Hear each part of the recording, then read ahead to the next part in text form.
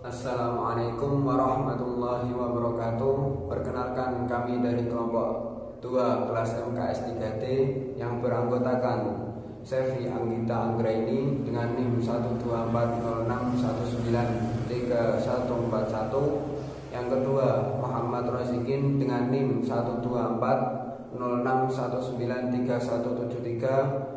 Yang ketiga, Zahra Dwi Ayunina dengan NIM 12406193181. Kali ini kami akan menjelaskan hasil diskusi kami tentang konsep uang dalam perspektif Islam.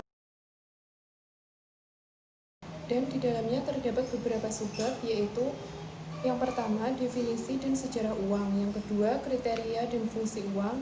Yang ketiga, jenis uang. Yang keempat, uang dalam konsep konvensional. Yang kelima, konsep uang dalam Islam. Dan yang terakhir, tim value of money dan ekonomi value of time. Pertama, yaitu definisi dan sejarah uang. Secara umum, uang dalam Islam adalah alat tukar atau transaksi dan pengukur nilai barang dan jasa untuk memperlancar transaksi suatu perekonomian. Penggunaan uang diprioritaskan untuk memenuhi kewajiban terlebih dahulu, seperti untuk infak keluarga, zakat, dan nazar yang jatuh waktu. Setelah itu, uang dapat digunakan untuk kegiatan yang sifatnya sunnah, seperti sedekah, hibah, wasiat, dan lain-lain. Yang selanjutnya yaitu sejarah uang dalam Islam. Sebelum dikenalnya sistem moneter seperti yang berlaku pada masa kini pernah berkembang sebelumnya, perekonomian sistem barter yang dikenal dengan istilah silent trade. Dalam perekonomian barter ini, transaksinya dilakukan dengan cara melakukan pertukaran antara barang yang dimiliki dengan barang yang dibutuhkan. Perekonomian dengan sistem barter ini terjadi pada masa sebelum dikenalnya sama sekali alat tukar yang disebut dengan uang atau alat yang berfungsi sebagai alat pembayaran. Yang pertama yaitu pada masa Nabi Muhammad SAW. Al-Ghazali dan Ibnu Khaldun mengartikan uang sebagai apa yang digunakan manusia sebagai standar ukuran nilai harga, media transaksi, pertukaran, dan media simpanan. Yang kedua yaitu pada masa Khulafaur Rasyidin. Yang pertama, masa Khalifah Abu Bakar Asy-Syiddiq. Keadaan bentuk mata uang dinar masih sama dengan masa Nabi Muhammad SAW. Hal ini disebabkan karena masa pemerintahan Khalifah Abu Bakar Asy-Syiddiq relatif pendek serta banyak pula perkara. Yang B, kriteria dan fungsi uang. Uang dapat dibuat dari logam, emas, perak, dan logam biasa atau terbuat dari batu, ternak atau kertas, dan lain sebagainya. Namun demikian, ada 5 kriteria yang dapat dipakai untuk menjadikan benda sebagai alat tukar uang, yaitu yang pertama, portability, mudah dibawa dan mudah ditransfer. Yang kedua, durability, secara fisik tahan lama, karena itu barang yang tidak tahan lama tidak layak dijadikan uang. Yang ketiga, divisibility, mudah dan dapat dibagi-bagi menjadi besar, sedang, dan kecil sehingga mudah dibelanjakan. Yang keempat, standardizability, menstandarkan nilai dan kualitas uang serta dapat dibedakan dengan barang lainnya.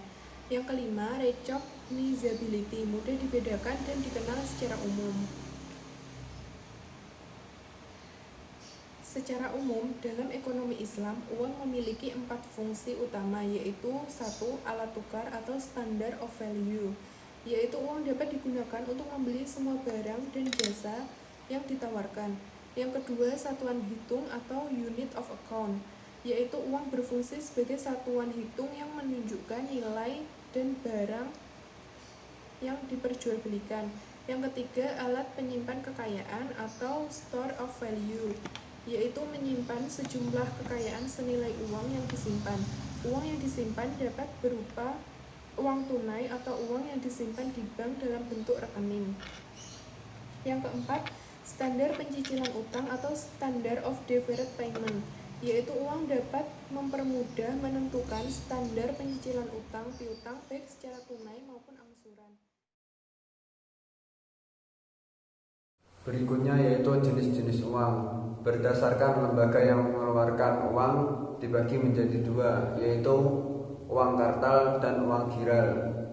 Uang kartal yaitu alat pembayaran yang sah dan wajib digunakan dalam melakukan transaksi.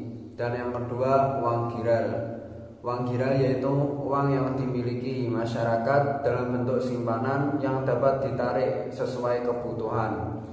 Berdasarkan pembuatannya, uang dibagi menjadi dua, yaitu uang kertas dan uang logam. Uang kertas yaitu uang yang terbuat dari kertas dengan gambar dan cap tertentu dan menjadi alat pembayaran yang sah. Dan yang kedua yaitu uang logam. Uang logam yaitu uang yang digunakan sebagai alat pembayaran yang sah yang terbuat dari emas, perak ataupun perunggu. Berdasarkan nilainya, uang juga dibagi menjadi dua, yaitu uang penuh dan uang tanda. Uang penuh maksudnya uang penuh jika dikatakan penuh apabila nilai uang tersebut sama dengan bahan yang digunakan. Dan yang kedua, uang tanda bisa dikatakan uang tanda apabila nilai uang tersebut lebih tinggi daripada bahannya. Berikutnya yaitu uang dalam konsep konvensional. Dalam konsep konvensional, uang diartikan sebagai alat tukar dan juga diartikan sebagai kapital. Ada 4 yang membedakan dengan konsep Islam, yaitu yang pertama, uang identik dengan modal. Dan yang kedua, uang adalah private good. Yang ketiga, modal adalah private good. Yang keempat, uang adalah flow konsep bagi Fisher. Materi yang selanjutnya yaitu konsep uang dalam Islam. Di dalam Islam, uang bukanlah modal, tetapi uang hanya berfungsi sebagai alat tukar, yang artinya uang hanya sebagai media untuk merubah barang dari bentuk satu ke bentuk yang lainnya. Di dalam ekonomi Islam, terdapat 2 konsep uang.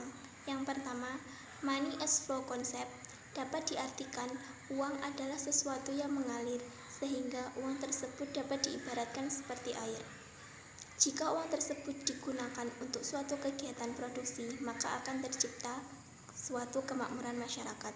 Tetapi, jika uang tersebut ditahan, maka akan menyebabkan berhentinya perekonomian. Dalam ekonomi Islam, uang harus terus berputar sehingga dapat mendatangkan keuntungan yang besar. Untuk itu, uang perlu diinvestasikan ke sektor real dengan tetap menjaga kehalalan usaha tersebut. Yang kedua yaitu money as public good. Uang adalah barang untuk masyarakat banyak.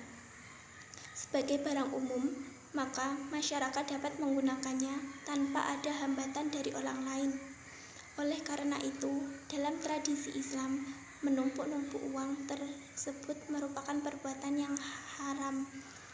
Sebab kegiatan menumpuk-numpuk barang akan mengganggu orang lain untuk menggunakannya. Di dalam Islam, konsep ini sudah lama dikenal, yaitu ketika Rasulullah mengatakan bahwa manusia mempunyai hak bersama dalam 3 hal, yaitu air, rumput, dan api, dalam hadis riwayat Ahmad, Abu Daud, dan Ibnu Majah. Dengan demikian, berserikat dalam hal public good bukan merupakan hal yang baru dalam ekonomi Islam. Bahkan konsep ini sudah terimplementasi baik dalam bentuk musyawarah, muzara'ah, musaqah, dan lain-lain.